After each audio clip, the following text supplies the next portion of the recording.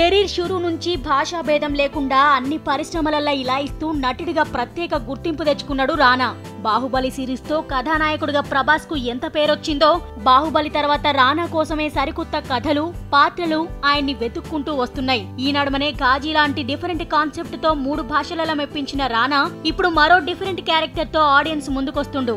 Recent గా కన్నడ దర్శకుడు AMR Ramesh మాజీ ప్రధాని రాజీవ్ గాంధీ హత్యోదంతం నేపథ్యంలో ఒక సినిమాను తెరకెక్కించబోతుండు. ఈ సినిమాలో రాజీవ్ గాంధీ మర్డర్ మిస్టరీ ఛేదించే సిబిఐ ఆఫీసర్ కార్తికేయన్ పాత్రల రానా కనిపించబోతుండంట. ముఖ్యంగా రాజీవ్ గాంధీ హత్యకు దారితీసిన పరిస్థితులు, హత్య తర్వాత చోటు చేసుకున్న పరిణామాలు, ఆ తర్వాత కేసు విచారణ నేపథ్యంలో ఈ సినిమా ఉంటుందని చెప్తుండ్రు. ఈ మూవీని ఒకేసారి తెలుగు, తమిళం, కన్నడ, హిందీ భాషలలో తెరకెక్కించబోతుండ్రంట.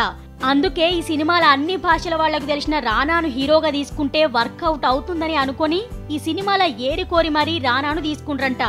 ఏమైనా బాహుబలి మూవీతో రానాకొచ్చిన క్రేజ్ ను దర్శక నిర్మాతలు మంచిగానే క్యాష్ చేసుకుంటున్నారు.